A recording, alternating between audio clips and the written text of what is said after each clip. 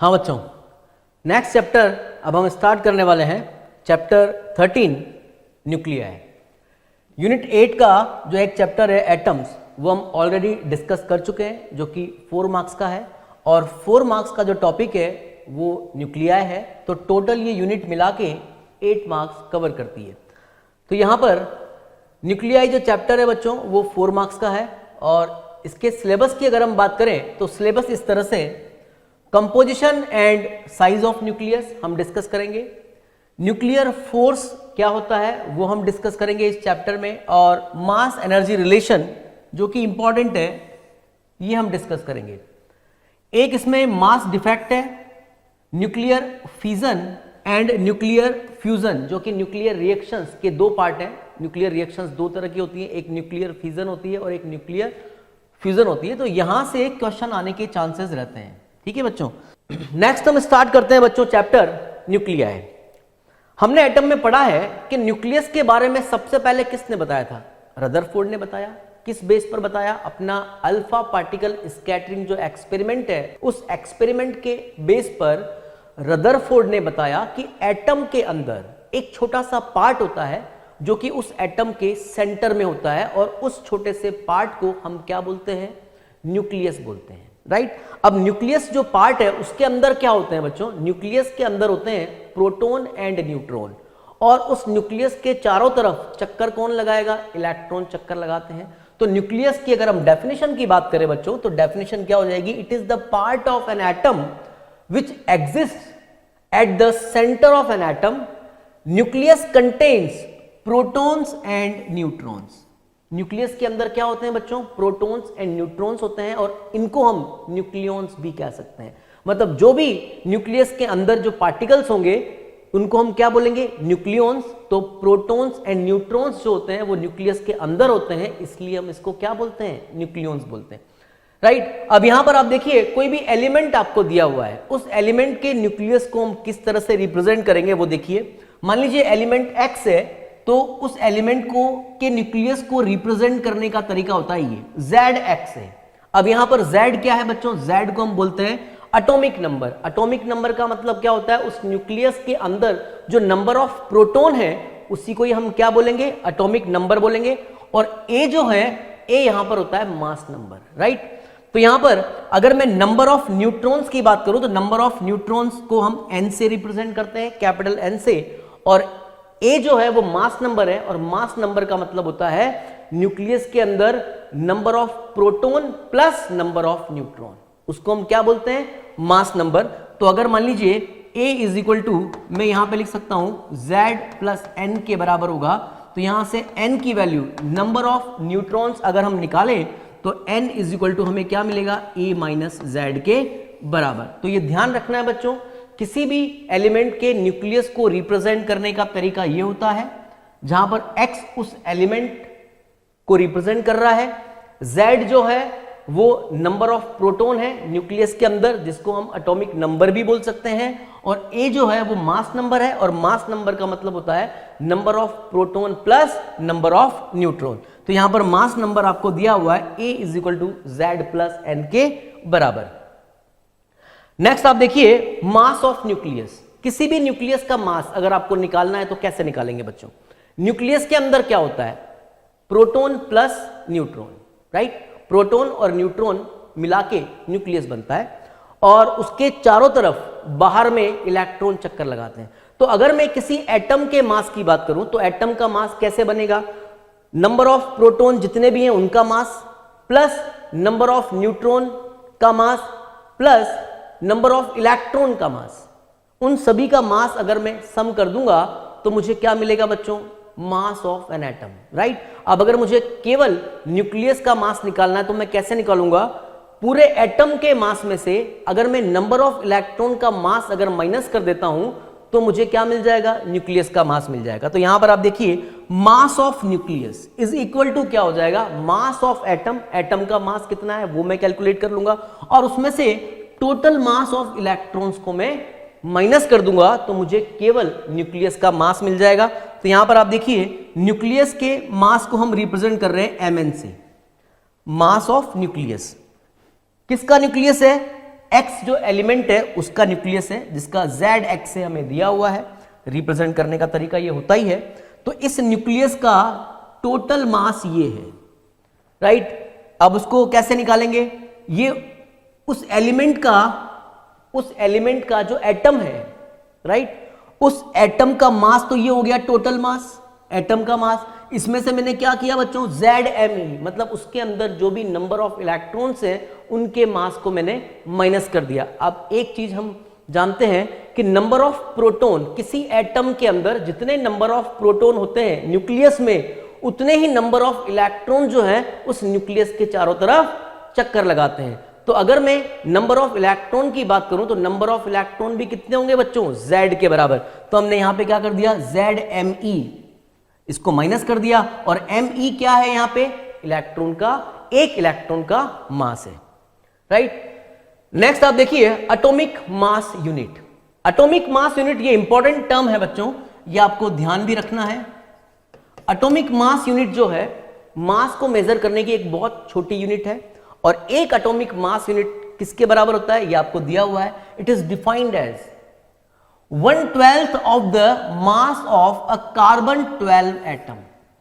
आपने कार्बन 12 का एक एटम लिया, उसका मास आपने कैलकुलेट कर लिया, उसके मास का 1/12 जो पार्ट होता है, उस 1/12 पार्ट को ही हम क्या बोलते हैं, 1 AMU बोलते हैं। और ये किसके इक्वल होता है, it is equal to the mass of 1 proton और न्यूट्रॉन हम कह सकते हैं, क्योंकि हम जानते हैं कि प्रोटॉन का मास और न्यूट्रॉन का मास लगभग बराबर ही होता है। इसलिए 1 AMU is equal to mass of proton भी बोल सकता हूं और मास ऑफ न्यूट्रॉन भी मैं बोल सकता हूं।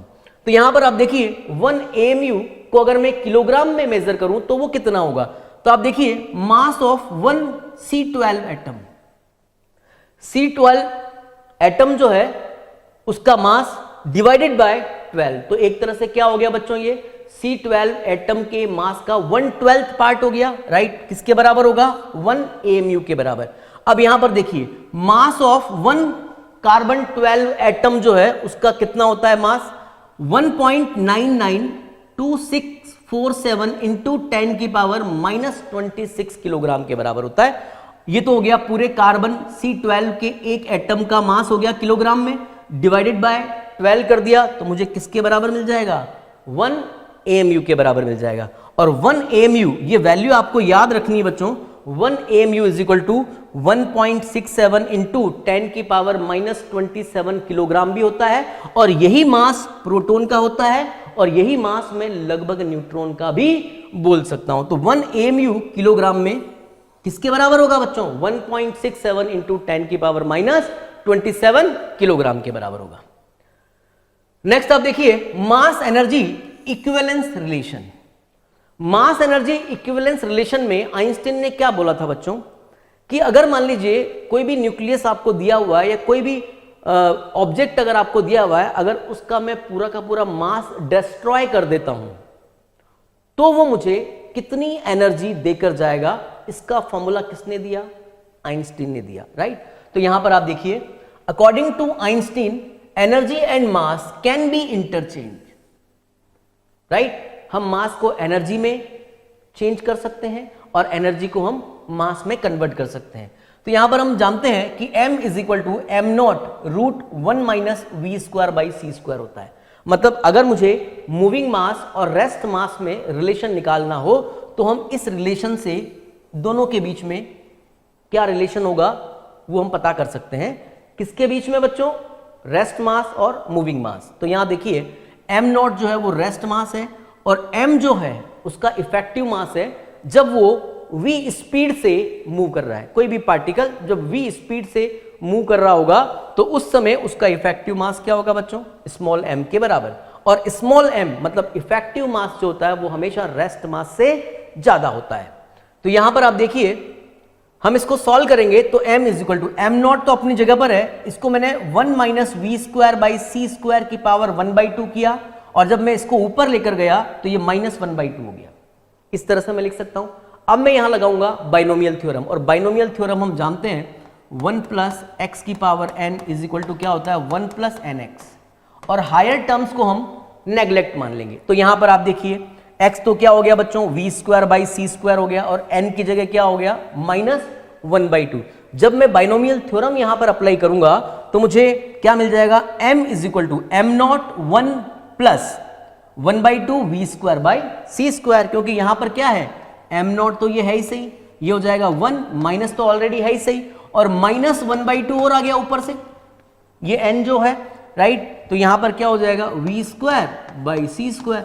तो हमारे पास फाइनली जो रिलेशन मिलेगा m = m0 1 plus 1/2 v square by C square के बराबर ये रिलेशन हमें मिल जाएगा। अब जब हम इसको आगे सॉल्व करेंगे तो आगे देखिए क्या हो जाएगा, m minus m0 = 1/2 m0 v square by C square हो गया, या फिर यहां से देखिए m माइनस m0 ब्रैकेट में सी स्क्वायर = 1/2 m0 v स्क्वायर के बराबर। तो यहां पर आप देखिए इसको मैं कैसे लिख सकता हूं बच्चों, mc square = m0 c square plus half m0 v square. अब यहां पर एक चीज देखिए बच्चों, अगर एक चार्ज पार्टिकल या कोई भी पार्टिकल हो, चार्ज पार्टिकल हो या कोई भी पार्टिकल हो जिसका रेस्ट मास m0 है और वो रेस्ट कंडीशन में ही है, तो उसका मास कितनी एनर्जी के इक्विवेलेंट होगा, तब तो मैं बोलूंगा E = m0 और c स्क्वायर के बराबर। एक पार्टिकल है बच्चों और वो पार्टिकल रेस्ट कंडीशन में है और उसका रेस्ट मास जो है वो m0 है। अब अगर वो उसका m0 जो मास है अगर वो कंप्लीटली डिस्ट्रॉय हो जाए और वो उसको मैं एनर्जी में चेंज करना चाहूं तो वो मुझे कितनी एनर्जी देके जाएगा, m0 c स्क्वायर के बराबर। लेकिन अगर कोई मास पार्टिकल जो है वो मूविंग कंडीशन में है तो उस कंडीशन में उसकी जो एनर्जी होगी, टोटल एनर्जी mc स्क्वायर के बराबर होगी। यहां देखिए ये कोई चार्ज पार्टिकल है या कोई भी पार्टिकल है जो कि v वेलोसिटी से मूव कर रहा है। कितनी वेलोसिटी से मूव कर रहा है बच्चों, v वेलोसिटी से। तो अब मुझे अगर उसकी एनर्जी निकालनी हो तो मैं कैसे निकालूंगा, E = m तो क्या हो जाएगा उसका मूविंग मास और c स्क्वायर। और इसी को ही मैं अगर रेस्ट मास की फॉर्म में बात करूं तो m0 c स्क्वायर, जब उसका रेस्ट मास था तो वो एनर्जी प्लस उसके पास काइनेटिक एनर्जी भी तो है, तो वो कितनी है, हाफ m0 v स्क्वायर। तो अब मूविंग कंडीशन में उसके पास जो एनर्जी होगी वो mc स्क्वायर के बराबर होगी बच्चों, और मैं उसको इसके इक्विवेलेंट भी बोल सकता हूं। तो यहां से देखिए टोटल एनर्जी E = मैं क्या बोलूंगा, mc स्क्वायर बोल दो या फिर m0 c square plus half m0 v square भी मैं कह सकता हूं। तो इस तरह से हम एनर्जी को फाइंड आउट कर सकते हैं। मतलब मास को अगर मैं एनर्जी में कन्वर्ट करना चाहूं तो इस फॉर्मूले से मैं कन्वर्ट कर सकता हूं, जहां पर c क्या है बच्चों, c है लाइट स्पीड। c क्या है, लाइट स्पीड। ठीक है बच्चों। नेक्स्ट आप देखिए तो E = मैं जनरली क्या बोल सकता हूं, mc स्क्वायर, और इसी को हम क्या बोलते हैं, Einstein mass energy relation, right. Next आप देखिए energy equivalent to mass of 1 AMU। अगर 1 AMU के बराबर मास डिस्ट्रॉय अगर हो जाता है तो वो मुझे कितनी एनर्जी देगा ये हमें कैलकुलेट करना है, और इससे जो रिजल्ट मिलेगा वो रिजल्ट आपको याद भी रखना है बच्चों। तो यहां पर आप देखिए E = mc स्क्वायर वाला फॉर्मूला हम यहां पर अप्लाई करेंगे। तो 1 AMU किसके बराबर होता है, 1 AMU होता है 1.67 × 10⁻⁻27 किलोग्राम के बराबर। तो यहां पे मैंने मास की वैल्यू रखी 1.67 × 10⁻⁻27 किलोग्राम, और C की वैल्यू हम जानते ही हैं 3 × 10⁸ होता है, इसका स्क्वायर है तो हमने होल स्क्वायर कर दिया। इसको जब मैं सॉल्व करूंगा तो मुझे जूल में एनर्जी मिलेगी, राइट। अब अगर मैं इसको इलेक्ट्रॉन वोल्ट में कन्वर्ट करना चाहूं तो इलेक्ट्रॉन वोल्ट में कन्वर्ट करने के लिए मैं क्या करूंगा, 1.6 × 10⁻⁻19 से डिवाइड कर दूंगा। तो यहां पर आप देखिए E = 1.67 × 10⁻⁻27, तो ये है ही सही, इंटू 9 × 10⁻16 ये हो गया, और मैंने डिवाइड कर दिया इसको 1.6 × 10⁻⁻19 से, तो मुझे एनर्जी किस में मिल गई, इलेक्ट्रॉन वोल्ट में, राइट। जब मैं इसको सॉल्व करूंगा बच्चों तो ये मुझे मिलेगा E = 931 मेगा इलेक्ट्रॉन वोल्ट के बराबर, और मेगा का मतलब क्या होता है, 10⁶। मेगा का मतलब 10⁶। तो एक तरह से मैं ये कह सकता हूं कि अगर मान लीजिए 1 AMU मास अगर डिस्ट्रॉय हो जाता है तो वो मुझे कितनी एनर्जी दे के जाएगा, 931 मेगा इलेक्ट्रॉन वोल्ट के बराबर। और ये रिजल्ट जो है बच्चों, ये आपको याद रखना है। नेक्स्ट आप देखिए, साइज ऑफ न्यूक्लियस। किसी भी न्यूक्लियस की साइज, मतलब एक तरह से मैं उस न्यूक्लियस की रेडियस बोल सकता हूं, साइज का मतलब रेडियस से है। किसी भी न्यूक्लियस का जो रेडियस होता है वो उसके मास नंबर, जिसको हम कैपिटल ए से रिप्रेजेंट करते हैं, मास नंबर के क्यूब रूट के डायरेक्टली प्रोपोर्शनल होता है, राइट। तो यहां से हम कह सकते हैं radius of nucleus is directly proportional to cube root of mass number. तो हम क्या बोलेंगे बच्चों, आर प्रोपोर्शनल टू ए की पावर 1/3 बोल देंगे। तो जैसे ही प्रोपोर्शनल साइन हटाएंगे तो कांस्टेंट आएगा, तो R is equal to R naught A की पावर 1/3। आर नॉट यहां पर कांस्टेंट है, और इस आर नॉट की जो वैल्यू होती है, ये आपको ध्यान रखनी है बच्चों, 1.1 इंटू 10 की पावर -15 होती है, राइट। तो क्या हो जाएगा हमारे पास formula, R is equal to 1.1 into 10 की पावर -15 ए की पावर 1/3, और 10 की पावर -15 मीटर को हम फर्मी भी बोल सकते हैं, ये आपको ध्यान रखना है, जिसको हम सिंपली किससे रिप्रेजेंट करेंगे, एफ से रिप्रेजेंट करेंगे। तो 1 फर्मी इज इक्वल टू कितना होता है, 10 की पावर -15 मीटर के बराबर। अब यहां देखिए, जैसे कि हमने बात की थी, आर नॉट कांस्टेंट है, जिसकी वैल्यू 1.1 इंटू 10 की पावर -15 मीटर होती है, और ए यहां पर क्या है बच्चों, मास नंबर है। Next, volume of nucleus. तो हमें रेडियस तो मालूम हो ही गई है, न्यूक्लियस को हम क्या मानेंगे, स्फीयर मानेंगे, राइट। तो उसका वॉल्यूम मुझे निकालना है, तो स्फीयर का वॉल्यूम क्या होता है, 4/3 पाई आर क्यूब। तो यहां से आप देखिए, वॉल्यूम ऑफ न्यूक्लियस में v is equal to 4/3 pi R cube हो जाएगा, और r की वैल्यू हमने अभी पता की है, आर नॉट ए की पावर 1/3 होता है।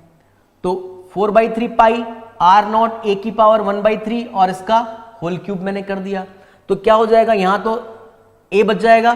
तो फाइनली आप देखिए, v is equal to 4/3 pi R naught cube हो जाएगा बच्चों, और यहां पे a हो जाएगा। तो आप देखिए, वॉल्यूम जो है, ये पूरी चीज तो कांस्टेंट है, राइट। भी आर नॉट कांस्टेंट है ही, और 4/3 पाई भी कांस्टेंट है, तो v इज प्रोपोर्शनल टू क्या हो गया, डायरेक्ट मास नंबर। कहने का मतलब, किसी भी न्यूक्लियस का जो वॉल्यूम होता है वो उसके मास नंबर के डायरेक्टली प्रोपोर्शनल होता है। तो यहां पर अगर मैं वॉल्यूम और मास नंबर के बीच में ग्राफ की बात करूं, तो ग्राफ कैसा आ जाएगा बच्चों, स्ट्रेट लाइन आ जाएगा। ये आपको ध्यान रखना है, एग्जाम में ये पूछा जा सकता है। नेक्स्ट आप देखिए, डेंसिटी ऑफ न्यूक्लियस। मुझे न्यूक्लियस की डेंसिटी निकालनी है। तो डेंसिटी क्या होती है, डेंसिटी होती है मास अपॉन वॉल्यूम। और मास किसका, क्योंकि मुझे न्यूक्लियस की डेंसिटी निकालनी है, तो न्यूक्लियस का मास। तो न्यूक्लियस का मास कैसे निकालेंगे, न्यूक्लियस के अंदर कितने प्रोटॉन है और कितने न्यूट्रॉन है, उन सभी का जो मास होगा वही न्यूक्लियस का मास हो जाएगा। तो यहां पर आप देखिए, density is equal to mass upon volume. और यहां पर आप देखिए, अगर मैं एक प्रोटॉन का मास और न्यूट्रॉन का मास, जो कि हम बराबर ही मानते हैं लगभग, वो मैंने मान लिया स्मॉल m। अब मास नंबर क्या होता है, number of proton plus number of neutron, जिसको हम किससे रिप्रेजेंट करते हैं, कैपिटल ए से। तो टोटल न्यूक्लियस का जो मास बनेगा वो कितना हो जाएगा बच्चों, स्मॉल m इंटू ए के बराबर, डिवाइडेड बाय वॉल्यूम। अगर मैं कर दूंगा तो मुझे क्या मिल जाएगा, डेंसिटी मिल जाएगी। अब यहां से देखिए, स्मॉल m इंटू ए अपॉन वॉल्यूम की वैल्यू मैंने यहां रखी 4/3 pi R naught cube into ए। तो ए से ए तो कैंसिल हो गया, तो d इज इक्वल टू मुझे क्या मिल गया, 3m upon 4 pi R naught cube, ये मुझे मिल गया। अब आप देखिए, m क्या है, स्मॉल m क्या है, मास ऑफ प्रोटॉन और मास ऑफ न्यूट्रॉन में कह सकता हूं, जो कि कांस्टेंट रहेगा।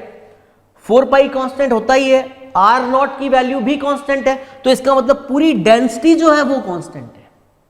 अब जब मैं इसको सॉल्व करूंगा तो d लगभग बराबर 10 की पावर 17 kg पर मीटर क्यूब आएगा, जो कि हाईली डेंस, इसका मतलब न्यूक्लियस जो है वो हाईली डेंस होता है, और जिसके डेंसिटी की जो वैल्यू होती है वो 10 की पावर 17 kg पर मीटर क्यूब होती है बच्चों, और ये आपको ध्यान भी रखना है। और एक इंपॉर्टेंट बात ये है कि डेंसिटी, किसी भी न्यूक्लियस की डेंसिटी मास नंबर पर डिपेंड नहीं करती है। आप किसी भी एलिमेंट का न्यूक्लियस ले लीजिए, सभी एलिमेंट के न्यूक्लियस की डेंसिटी जो है वो फिक्स रहेगी और वो कितनी रहेगी 10 की पावर 17 kg पर मीटर क्यूब के बराबर। तो अगर मैं ग्राफ की बात करूं डेंसिटी की मास नंबर के साथ, अगर मैं ग्राफ की बात करूं तो ग्राफ कैसा आ जाएगा, मास नंबर जो एक्सिस है उसके पैरेलल।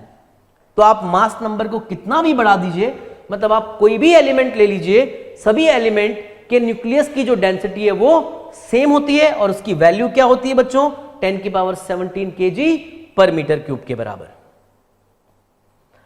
यहां पे देखिए इंपॉर्टेंट पॉइंट क्या है, density of nucleus does not depend on mass number. ये एक इंपॉर्टेंट पॉइंट है बच्चों, ये आपको ध्यान रखना है क्योंकि एग्जाम में यहां से क्वेश्चन बन सकता है और इस ग्राफ पर भी क्वेश्चन बन सकता है, तो ये ग्राफ भी आपको ध्यान रखना है।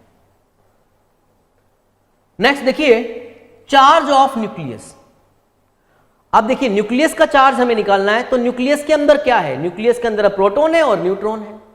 अब न्यूट्रॉन का तो कोई चार्ज होता नहीं है, तो जो भी प्रोटॉन का जो चार्ज होगा, टोटल प्रोटॉन जितने भी हैं उसका जो चार्ज होगा वही न्यूक्लियस का चार्ज बनेगा। अब यहां पर हम जानते हैं कि नंबर ऑफ प्रोटॉन कितने होते हैं किसी भी न्यूक्लियस के अंदर, Z मतलब एटॉमिक नंबर के बराबर। तो यहां पे देखिए charge of nucleus Q is equal to क्या हो जाएगा प्लस ZE के बराबर। E क्या है यहां पे, प्रोटॉन का चार्ज है जिसकी वैल्यू कितनी होती है 1.6 इंटू 10 की पावर माइनस 19 कूलम, क्योंकि हम जानते हैं कि प्रोटॉन का चार्ज और इलेक्ट्रॉन का चार्ज मैग्नीट्यूड में तो सेम होता है, केवल नेचर में ऑपोजिट होता है। और वो कितना होता है बच्चों 1.6 इंटू 10 की पावर माइनस 19 कूलम के बराबर। और Z यहां पर क्या है एटॉमिक नंबर।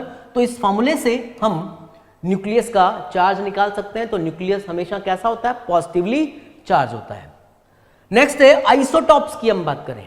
आइसोटॉप्स क्या होते हैं बच्चों, आइसोटॉप्स ऐसे न्यूक्लियाई होते हैं जिसमें नंबर ऑफ प्रोटॉन्स, तो वो सभी न्यूक्लियाई जिनमें नंबर ऑफ प्रोटॉन सेम हो उनको हम क्या बोलते हैं, आइसोटॉप्स बोलते हैं।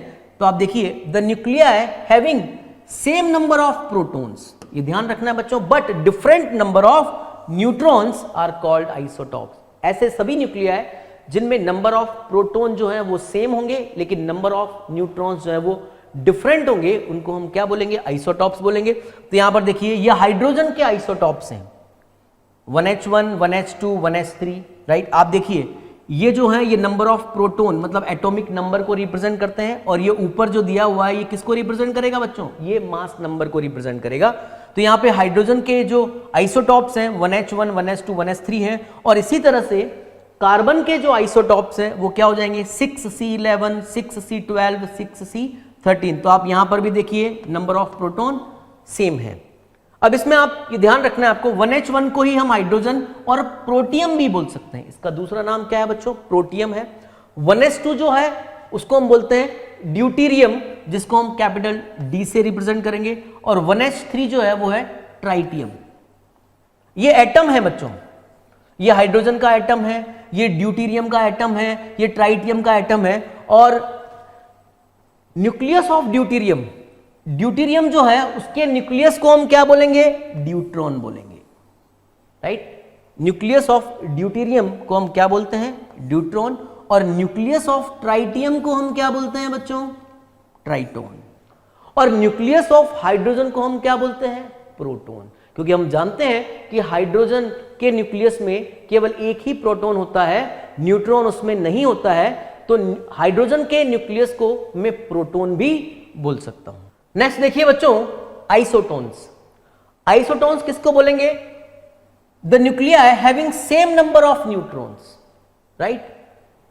वो सभी न्यूक्लियाई जिनमें नंबर ऑफ न्यूट्रॉन्स जो हैं वो सेम होते हैं बट डिफरेंट एटॉमिक नंबर, लेकिन एटॉमिक नंबर क्या होंगे, डिफरेंट होंगे। उन सभी को हम क्या बोलते हैं, आइसोटोन्स बोलते हैं। तो यहां देखिए, यहां पर एग्जांपल देखिए 6C14, 6C14 में नंबर ऑफ न्यूट्रॉन कितने होंगे बच्चों, 6C14 में नंबर ऑफ न्यूट्रॉन 14 माइनस 6 यानी कितने हुए 8, क्योंकि ये तो मास नंबर में से यानी A माइनस Z, ये क्या होते हैं, नंबर ऑफ न्यूट्रॉन। तो यहां देखिए ये A माइनस Z कितना हो गया 14 माइनस 6 यानी कि 8 न्यूट्रॉन इसमें है। ऐसे ये हो जाएगा 7N15 की अगर मैं बात करूं तो क्या हो जाएगा, आप देखिए 15 माइनस 7 कितना हो जाएगा बच्चों 8। यहां पर आप देखिए 8O16 में 16 माइनस 8 यानी कि 8, और यहां पर आप देखिए 17 माइनस 9 यानी कि 8। तो कहने का मतलब इन सभी न्यूक्लियाई में नंबर ऑफ न्यूट्रॉन्स जो हैं वो सेम है, इसलिए इन सभी न्यूक्लियाई को हम क्या बोल सकते हैं, आइसोटोन्स बोल सकते हैं। नेक्स्ट है बच्चों आइसोबार्स। आइसोबार क्या होते हैं, the nuclei having same mass number, जिनके मास नंबर सेम होते हैं उन न्यूक्लियाई को हम क्या बोलेंगे, आइसोबार बोलेंगे। तो यहां देखिए 6C14, 14 इसका मास नंबर है, और 7N14 ये इसका मास नंबर है। तो इन दोनों को हम क्या बोल सकते हैं, आइसोबार बोल सकते हैं।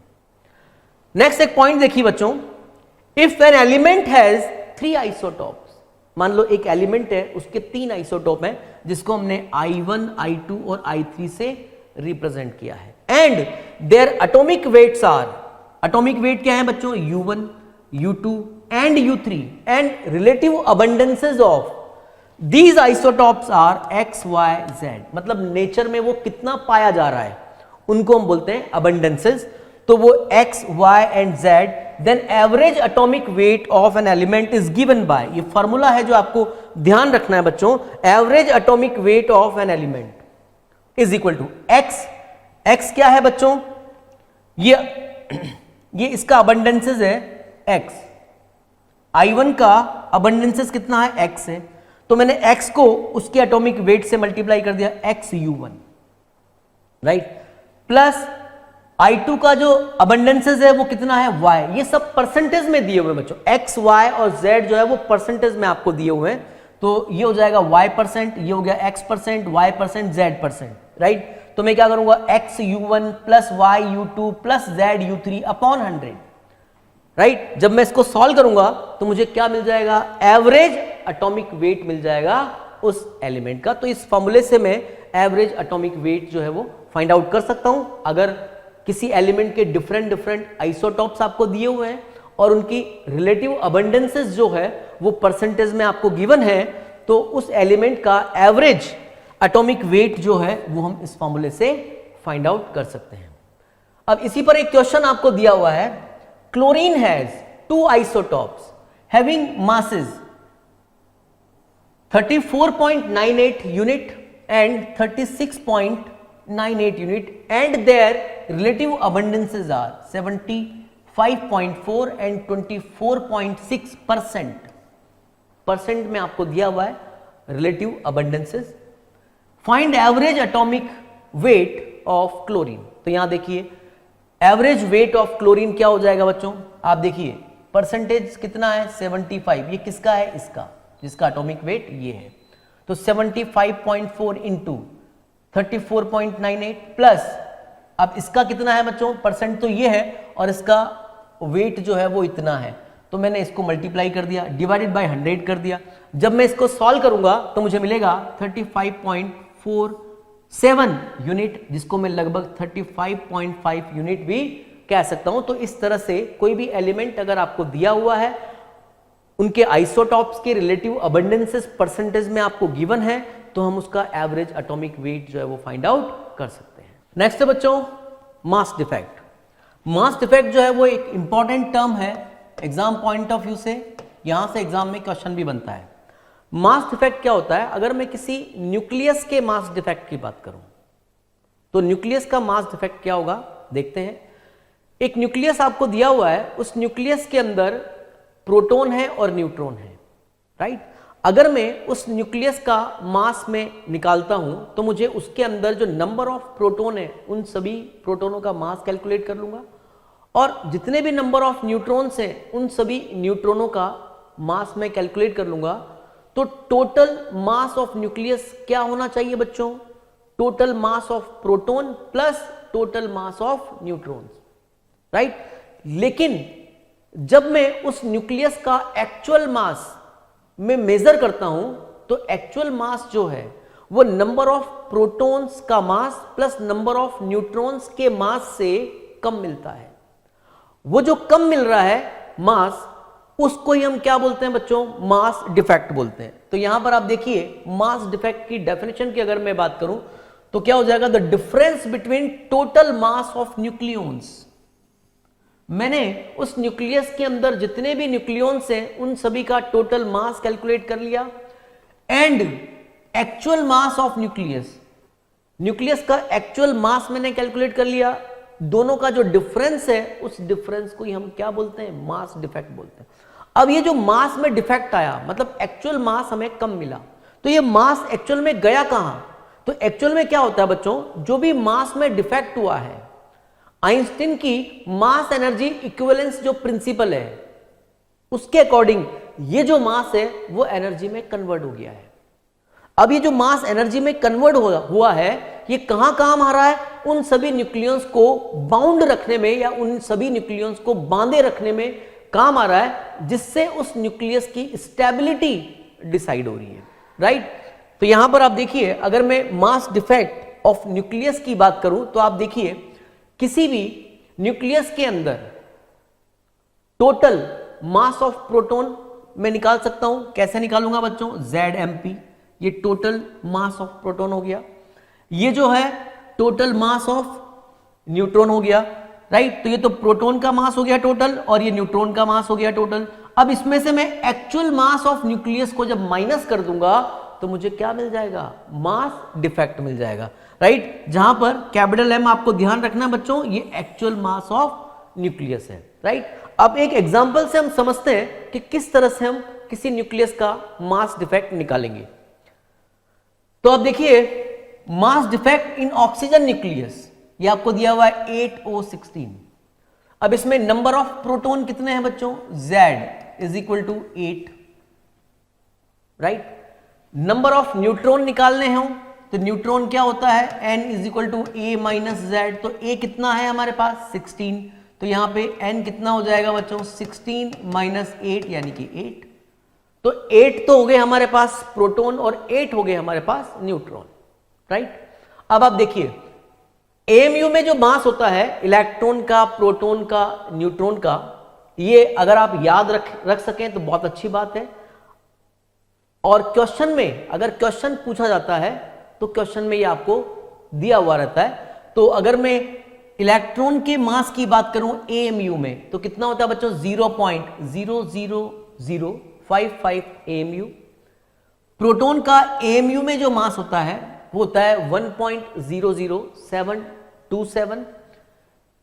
न्यूट्रॉन का जो मास होगा वो होता है 1.00866। और जनरली हम बोलते हैं कि प्रोटॉन का मास और न्यूट्रॉन का मास लगभग बराबर ही होता है। तो आप देखिए इसका मास भी डेसिमल के 2 डिजिट तक तो सेम है, 3rd डिजिट से थोड़ा सा चेंज हो रहा है। तो एक तरह से मैं ये कह सकता हूं कि न्यूट्रॉन का जो मास होता है वो प्रोटॉन के मास से थोड़ा सा ज्यादा होता है, इसीलिए हम बराबर ही बोलते हैं दोनों का मास, राइट। और ये मैं यहां पर मैंने अल्फा पार्टिकल बोलो या हीलियम बोल दीजिए, हीलियम का न्यूक्लियस ही क्या होता है बच्चों, अल्फा पार्टिकल होता है। तो इसका मास जो है वो 4.002603 AMU है, राइट। तो जब भी मास डिफेक्ट, किसी भी न्यूक्लियस के मास डिफेक्ट की कैलकुलेशन हमें करनी होगी तो हमें इनके मास की रिक्वायरमेंट होगी। तो आप चाहें तो इनको याद रख सकते हैं और एग्जाम में अगर क्वेश्चन आता है तो ये आपको गिवन रहेगा, राइट। अब यहां देखिए मैं टोटल मास ऑफ प्रोटॉन, जितने भी प्रोटॉन है उनका मास निकाल सकता हूं। ZMP is equal to Z की वैल्यू कितनी है बच्चों 8 इंटू एक प्रोटॉन का मास कितना है 1.00727। तो जब मैं इसको सॉल्व करूंगा तो मुझे टोटल प्रोटॉन का जो मास है वो में मिल जाएगा 8.05816 AMU मिल जाएगा। ऐसे ही टोटल मास ऑफ न्यूट्रॉन्स अगर मुझे निकालना हो तो नंबर ऑफ न्यूट्रॉन्स कितने होंगे A माइनस Z, तो वो भी कितने ही है 8 है। तो 8 इंटू 1.00866, जब मैं इसको सॉल्व करूंगा तो मुझे ये मिल जाएगा। तो ये तो मुझे न्यूक्लियस के अंदर टोटल मास ऑफ प्रोटॉन मिल गया और ये मास ऑफ न्यूट्रॉन्स मिल गया। एक्चुअल मास तो हमें गिवन रहेगा, तो एक्चुअल मास कितना है, actual mass of oxygen nucleus ये मुझे गिवन है, कितना है 15.99053 AMU के बराबर। और टोटल मास ऑफ न्यूक्लियॉन्स जब मैं कैलकुलेट करूंगा तो क्या हो जाएगा बच्चों, इसको मैं इसमें ऐड कर दूंगा, तो ऐड कर दिया तो मुझे ये मिल गया, राइट। तो कितना मिला मुझे 16.12 744 AMU के बराबर। तो ये तो हो गया न्यूक्लियॉन्स का टोटल मास और ये हो गया एक्चुअल मास ऑफ न्यूक्लियस, जो कि आपको क्वेश्चन में गिवन रहेगा, राइट। तो जब मैं इसमें से टोटल मास ऑफ न्यूक्लियॉन्स में से एक्चुअल मास ऑफ न्यूक्लियस को माइनस करूंगा तो ये मुझे क्या मिल जाएगा, मास डिफेक्ट मिल जाएगा AMU में, जो कि कितना होगा बच्चों 0.13691 AMU के बराबर। तो किसी भी न्यूक्लियस का अगर मुझे मास डिफेक्ट कैलकुलेट करना है तो मैं ये जो प्रोसेस है इस प्रोसेस के अकॉर्डिंग मैं कैलकुलेट कर सकता हूं। आपको अगर आप ध्यान रख सकें तो ये याद रखें, और अगर याद नहीं होता है आपको तो एग्जाम में भी ये आपको दिया हुआ रहेगा। नेक्स्ट आप देखिए बच्चों, न्यूक्लियर बाइंडिंग एनर्जी। अभी हमने मास डिफेक्ट की बात की है, राइट। तो मास डिफेक्ट, मास जो डिफेक्ट हुआ है या मास में जो लॉस हुआ है एक्चुअल में वो कहां गया है, आइंस्टीन के अकॉर्डिंग वो एनर्जी में कन्वर्ट हो गया है। और वो एनर्जी कहां पे यूज में आ रही है, वो एज ए न्यूक्लियॉन्स को बाउंड करने में, जो भी न्यूक्लियॉन्स है न्यूक्लियस के अंदर उनको बाउंड करने में वो एनर्जी खर्च हो रही है, और वही एनर्जी को हम क्या बोलते हैं, न्यूक्लियर बाइंडिंग एनर्जी। तो यहां पर आप देखिए न्यूक्लियर बाइंडिंग एनर्जी की डेफिनेशन की अगर मैं बात करूं, the amount of energy required to separate the constituent nucleons to large distances is called nuclear binding energy. तो एक तरह से न्यूक्लियर बाइंडिंग एनर्जी की कैलकुलेशन अगर मुझे करनी है तो किसी न्यूक्लियस के अंदर जो न्यूक्लियॉन्स, किसी न्यूक्लियस के अंदर जो न्यूक्लियॉन्स बाउंडेड हैं, राइट, उनको सेपरेट करने में मुझे कितनी एनर्जी की रिक्वायरमेंट हो रही है, उस एनर्जी को ही हम क्या बोलते हैं बच्चों, न्यूक्लियर बाइंडिंग एनर्जी। तो न्यूक्लियर बाइंडिंग एनर्जी हम कैसे कैलकुलेट करेंगे, आप देखिए पहले तो मुझे मास डिफेक्ट कैलकुलेट करना पड़ेगा, क्योंकि मास डिफेक्ट ही उसकी बाइंडिंग एनर्जी बन रही है। तो यहां पे क्या हो जाएगा बच्चों, मास डिफेक्ट तो डेल एम हो गया, इसको जब मैं c² से मल्टीप्लाई कर दूंगा तो मुझे क्या मिल जाएगा, मुझे न्यूक्लियर बाइंडिंग एनर्जी मिल जाएगी उस न्यूक्लियस की, राइट। तो यहां पर आप देखिए EB इज इक्वल टू मैं क्या बोल सकता हूं, डेल एम c² के बराबर। अब बाइंडिंग एनर्जी पर न्यूक्लियॉन्स, हमने पूरे न्यूक्लियस की बाइंडिंग एनर्जी निकाली। अब पूरे न्यूक्लियस की बाइंडिंग एनर्जी को हम क्या बोलेंगे, न्यूक्लियर बाइंडिंग एनर्जी। अगर मैं उसमें नंबर ऑफ न्यूक्लियॉन्स से डिवाइड कर देता हूं तो एक न्यूक्लियॉन्स को बाउंड करने में कितनी एनर्जी खर्च हो रही है वो हमें मिल जाएगी, उसी को हम क्या बोलेंगे, बाइंडिंग एनर्जी पर न्यूक्लियॉन। तो आप देखिए it is the ratio of the binding energy EB of a nucleus to the number of nucleons. किसके बराबर होगा बच्चों, बाइंडिंग एनर्जी पर न्यूक्लियॉन के बराबर। तो बाइंडिंग एनर्जी पर न्यूक्लियॉन, इसको हम कैसे रिप्रेजेंट करेंगे, EBN। EBN का मतलब क्या हुआ, binding energy per nucleon is equal to क्या हो जाएगा, nuclear binding energy divided by mass number. तो इस फॉर्मूले से मैं binding energy per nucleon find out कर सकता हूं। अब यहां पे एक इंपॉर्टेंट पॉइंट क्या है बच्चों, ये इंपॉर्टेंट पॉइंट है, आपको ध्यान रखना है। किसी भी न्यूक्लियस की स्टेबिलिटी को कौन डिसाइड करता है, बाइंडिंग एनर्जी पर न्यूक्लियॉन। एक न्यूक्लियॉन को बांधे रखने में कितनी एनर्जी खर्च हो रही है वो उसकी स्टेबिलिटी को डिसाइड करेगा। ध्यान रखना है बच्चों, किसी भी न्यूक्लियस की स्टेबिलिटी जो है वो न्यूक्लियर बाइंडिंग एनर्जी से नहीं दी जाती है, वो बाइंडिंग एनर्जी पर न्यूक्लियॉन से दी जाएगी कि एक न्यूक्लियॉन को बांधे रखने में कितनी एनर्जी खर्च हो रही है। तो यहां देखिए, as high is the value of binding energy per nucleon, higher is the stability of nucleus. तो किसी भी न्यूक्लियस की स्टेबिलिटी को कौन डिसाइड करता है, binding energy per nucleon decide करता है। एक क्वेश्चन जो है यहां पर हम लेते हैं कि किस तरह से हम बाइंडिंग एनर्जी को कैलकुलेट कर सकते हैं और किस तरह से हम बाइंडिंग एनर्जी पर न्यूक्लियॉन को कैलकुलेट कर सकते हैं, राइट। तो क्वेश्चन दिया हुआ है, calculate the binding energy per nucleon of 26 ferrous 56 nucleus, और actual mass of ferrous nucleus आपको दिया हुआ है, जो कि क्वेश्चन में दिया हुआ रहेगा आपको कितना है, 55.93494 AMU में, राइट। ये एक तरह से AMU में ही दिया हुआ है आपको। तो सबसे पहले तो मैं Z की बात करूं बच्चों, तो Z कितना हो गया यहां पर 26, और अगर मैं नंबर ऑफ न्यूट्रॉन्स की बात करूं तो वो हो जाएगा 56 माइनस 26 यानी कि 30। ठीक है, तो सबसे पहले तो मैं क्या करूंगा, अगर मुझे बाइंडिंग एनर्जी निकालनी है या बाइंडिंग एनर्जी पर न्यूक्लियन निकालनी है तो सबसे पहला काम है हमारा मास डिफेक्ट को फाइंड आउट करना, क्योंकि मास डिफेक्ट से ही हम क्या निकालेंगे, न्यूक्लियर बाइंडिंग एनर्जी। तो यहां पर आप देखिए, सबसे पहले मैं मास डिफेक्ट की बात करता हूं, तो मास डिफेक्ट यानी कि del m is equal to क्या हो जाएगा बच्चों, प्रोटॉन कितने हैं 26, तो ये हो जाएगा 26 इंटू राइट 1.00727, ये तो हो जाएगा टोटल प्रोटॉन का मास राइट, प्लस न्यूट्रॉन कितने हैं हमारे पास, न्यूट्रॉन है हमारे पास 30, तो ये हो जाएगा 30 इंटू 1.00866, ये हो गया टोटल न्यूट्रॉन का मास राइट। ठीक है, अब इसमें से ये तो हो गया टोटल प्रोटॉन का मास और ये टोटल न्यूट्रॉन का मास। अब एक्चुअल मास ऑफ न्यूक्लियस हमें क्या गिवन है, वो गिवन है ये एएमयू में 55.93494 एएमयू है।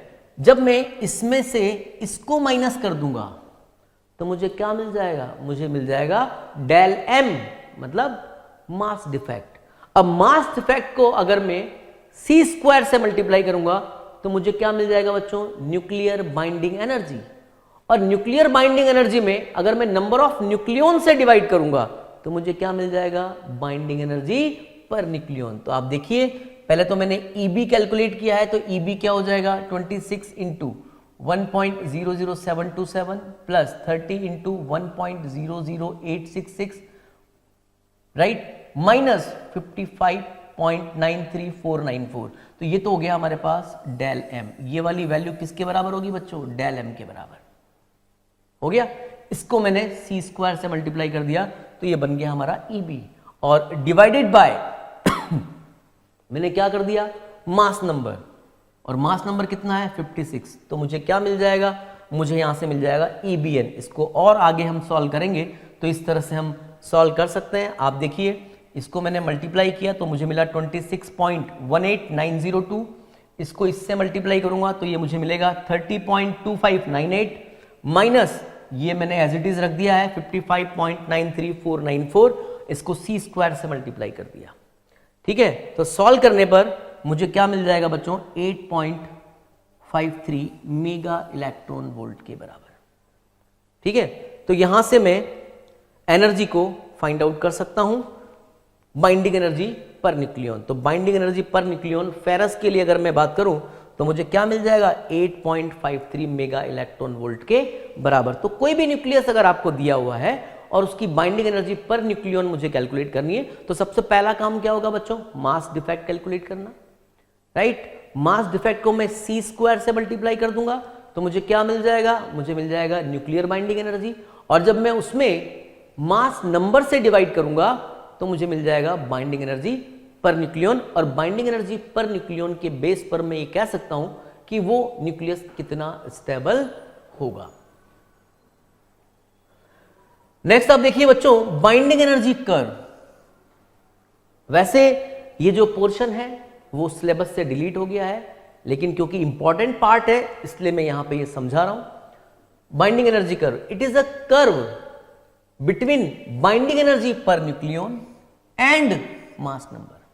बाइंडिंग एनर्जी पर न्यूक्लियन और मास नंबर के बीच में जो कर्व होता है उसको हम बोलते हैं बाइंडिंग एनर्जी कर्व। तो यहां पे आप देखिए, ये बाइंडिंग एनर्जी कर्व आपको दिया हुआ है। यहां देखिए, बाइंडिंग एनर्जी पर न्यूक्लियन आपको गिवन है, मेगा इलेक्ट्रॉन वोल्ट में दी हुई है ये एनर्जी, और इधर दिया हुआ है आपको मास नंबर। ठीक है, तो मास नंबर जो है वो 50 है, 100, 150, 200, 250, और ये बाइंडिंग एनर्जी पर न्यूक्लियन आपको दी हुई है 2 mega electron volt, 4 mega electron volt, 6 mega electron volt, 8 mega electron volt और 10 मेगा इलेक्ट्रॉन वोल्ट राइट। अब आप देखिए, जैसे जैसे मास नंबर बढ़ रहा है वैसे वैसे स्टार्टिंग में बाइंडिंग एनर्जी पर न्यूक्लियन बढ़ रही है राइट। तो ये हो गया, जैसे ये एक तरह से क्या है बच्चों, ये 1s2 है, 1s2 राइट, ये है 1h3, और इधर ये हीलियम हो गया है। फिर आप देखिए, हीलियम के बाद लिथियम की बाइंडिंग एनर्जी पर न्यूक्लियन कम हो गई, फिर उसके बाद कार्बन की पर न्यूक्लियन बाइंडिंग एनर्जी बढ़ गई, फिर नाइट्रोजन की कम हो गई है, फिर ऑक्सीजन की बढ़ गई है, फिर ऑक्सीजन का एक हमारे पास आइसोटोप है उसकी कम हो गई है, फिर ये सल्फर की बढ़ रही है, और आप देखिए फेरस की बाइंडिंग एनर्जी पर न्यूक्लियन जो है वो सबसे ज्यादा है। तो स्टार्टिंग में तो क्या होता है बच्चों, मास नंबर बढ़ने के साथ साथ बाइंडिंग एनर्जी पर न्यूक्लियन जो है वो बढ़ती जाती है, फेरस पर जाके मैक्सिमम हो जाती है, फिर उसके बाद और अगर हम मास नंबर बढ़ाएं राइट, तो फिर बाइंडिंग एनर्जी पर न्यूक्लियन धीरे धीरे कम होती जाती है।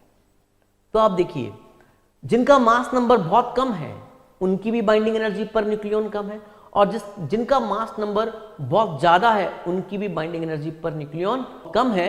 तो कहने का मतलब ये हुआ कि बहुत लाइट जो न्यूक्लियाई होते हैं और बहुत हैवी जो न्यूक्लियाई होते हैं उनकी बाइंडिंग एनर्जी पर न्यूक्लियन कम होती है, इसीलिए वो अनस्टेबल होते हैं राइट। तो सबसे ज्यादा स्टेबिलिटी की अगर मैं बात करूं तो सबसे ज्यादा स्टेबल एलिमेंट कौन सा होता है बच्चों, फेरस होता है राइट। तो इस ग्राफ से हम ये पता कर सकते हैं कि एलिमेंट की बाइंडिंग एनर्जी या किसी भी न्यूक्लियस की जो न्यूक्लियर बाइंडिंग एनर्जी होती है या पर न्यूक्लियन बाइंडिंग एनर्जी होती है वो मास नंबर के बढ़ने से किस तरह से चेंज होती है, जिसको हम इस ग्राफ से समझ सकते हैं। अब ग्राफ से जो कंक्लूजन निकले वो कंक्लूजन आपको ध्यान रखने हैं बच्चों। पहला जो कंक्लूजन है, the average binding energy per nucleon for all element is कितना होता है, 8 मेगा इलेक्ट्रॉन वोल्ट के बराबर। ये आपको ध्यान रखना है। तो जितने भी एलिमेंट हैं उन सभी एलिमेंट के लिए अगर मैं average binding energy per nucleon अगर मैं निकालूं तो वो कितना होगा, 8 मेगा इलेक्ट्रॉन वोल्ट राइट।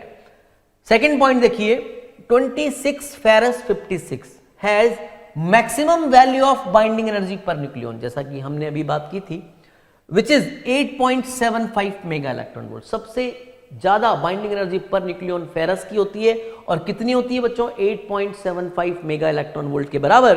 तो हम ये कह सकते हैं कि फेरस जो है वो हाईली स्टेबल होता है और हाईली स्टेबल होने की वजह से लार्ज अबंडेंसेस इन नेचर में सबसे ज्यादा पाया जाता है। थर्ड पॉइंट देखिए, binding energy per nucleon increases very sharply for very light nuclei. Light nuclei के लिए बाइंडिंग एनर्जी पर न्यूक्लियन बहुत तेजी से बढ़ती है from its least value for hydrogen, और सबसे लीस्ट वैल्यू जो होती है वो किसके लिए होती है बच्चों, हाइड्रोजन के लिए होती है।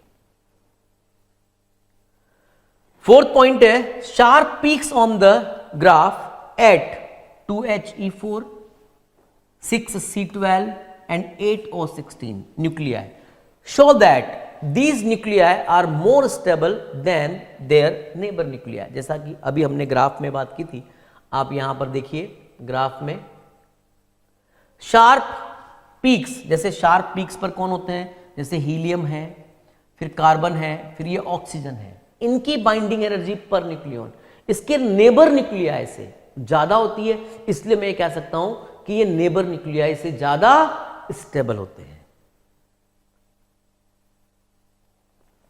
और नेक्स्ट देखिए बच्चों, फिफ्थ पॉइंट जो है, EBN binding energy per nucleon is lower for both light nuclei, जो लाइट न्यूक्लियाई होते हैं जिनके लिए मास नंबर 30 से कम होता है, एंड हैवी न्यूक्लियाई जिनका मास नंबर 170 से ज्यादा होता है राइट। उन सभी की बाइंडिंग एनर्जी पर न्यूक्लियाई जो है वो कम होती है, इसलिए हम ये कह सकते हैं कि ये कम स्टेबल होते हैं।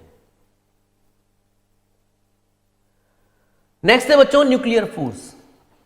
न्यूक्लियर फोर्स हम किसको बोलेंगे, पहली बात तो न्यूक्लियर फोर्स किनके बीच में लगेगा, न्यूक्लियॉन्स के बीच में लगेगा राइट। और न्यूक्लियॉन्स हम किसको बोलते हैं, जो न्यूक्लियस के अंदर जो पार्टिकल्स होते हैं। तो एक तरह से न्यूक्लियर फोर्स जो होता है वो न्यूक्लियस के अंदर ही एक्टिव होता है। तो न्यूक्लियॉन्स के बीच में लगने वाला जो फोर्स होता है उसको हम बोलते हैं न्यूक्लियर फोर्स। और ध्यान रखना है बच्चों, न्यूक्लियर फोर्स जो होता है वो केवल और केवल अट्रैक्टिव नेचर का ही होता है। तो प्रोटॉन प्रोटॉन के बीच में जो न्यूक्लियर फोर्स होगा वो भी अट्रैक्टिव नेचर का होगा।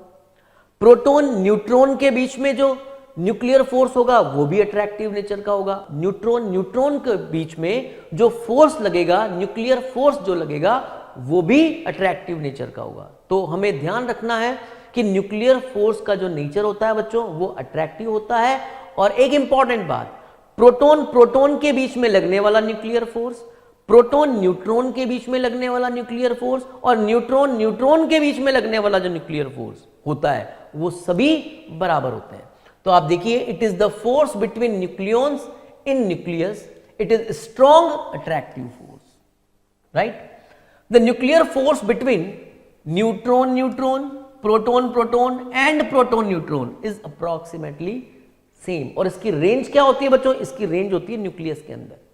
न्यूक्लियस के अंदर ही ये फोर्स एक्टिव होता है, ये ध्यान रखना है, राइट। अब यहां पर अगर हम कंपैरिजन की बात करें तो न्यूक्लियर फोर्स सबसे ज्यादा होता है, फिर कूलाम फोर्स उससे कम, और सबसे कम जो फोर्स होता है, मतलब वीक फोर्सेस की अगर मैं बात करूं तो ग्रेविटेशनल फोर्स जो है वो वीक फोर्स होते हैं, और न्यूक्लियर फोर्स सबसे ज्यादा स्ट्रॉन्ग फोर्स होते हैं। न्यूक्लियर फोर्स जो होते हैं वो स्ट्रॉन्ग फोर्स होते हैं बच्चों, और ग्रेविटेशनल फोर्स जो है वो वीक फोर्स होते हैं। नेक्स्ट है potential energy of nucleons. Nucleons की पोटेंशियल एनर्जी की हम बात करें तो पोटेंशियल एनर्जी का एग्जिस्टेंस क्यों होता है? क्योंकि हम जानते हैं कि न्यूक्लियॉन्स के बीच में एक तो न्यूक्लियर फोर्स होता है और इनके बीच में एक इलेक्ट्रोस्टैटिक फोर्स भी लगता है। इलेक्ट्रोस्टैटिक फोर्स के लिए क्या जरूरी है बच्चों? चार्ज का होना जरूरी है। तो प्रोटॉन प्रोटॉन के बीच में इलेक्ट्रोस्टैटिक फोर्स भी लगता है, और क्योंकि वो न्यूक्लियस के अंदर है इसलिए न्यूक्लियर फोर्स भी लगता है। अब प्रोटॉन प्रोटॉन के बीच में लगने वाला जो इलेक्ट्रोस्टैटिक फोर्स होता है बच्चों वो तो होता है रिपल्सिव नेचर का, और न्यूक्लियर फोर्स जो होता है वो अट्रैक्टिव नेचर का होता है। तो potential energy of nucleons is due to existence of electrostatic and nuclear force between them. अब यहां पर एक ग्राफ इंपॉर्टेंट है बच्चों, और ये ग्राफ एग्जाम में पूछा जाता है, आपको याद भी रखना है, राइट। तो यहां पर आप देखिए, यहां पर आपको पोटेंशियल एनर्जी गिवन है मेगा इलेक्ट्रॉन वोल्ट में, और यहां पर स्मॉल आर क्या है? यहां पर distance between, small r distance between two nucleons.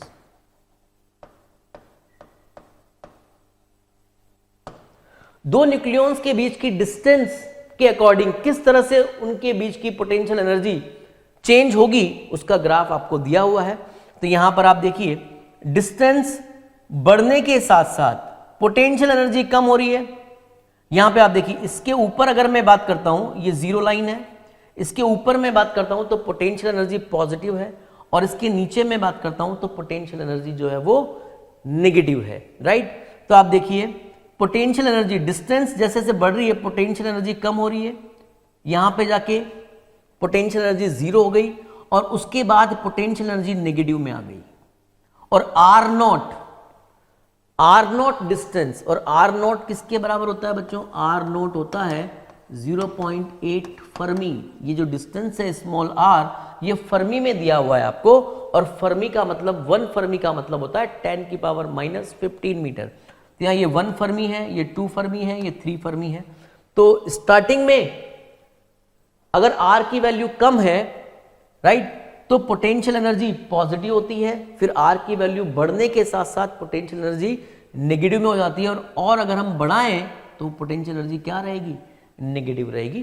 तो ये ग्राफ जो है वो दो न्यूक्लियॉन्स के बीच में डिस्टेंस के साथ पोटेंशियल एनर्जी का ग्राफ आपको दिया हुआ है।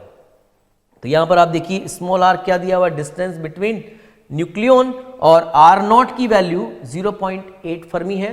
कहने का मतलब मैं ये कह सकता हूं, आर नॉट वह डिस्टेंस है दो न्यूक्लियॉन्स के बीच में जहां पर पोटेंशियल एनर्जी मिनिमम है।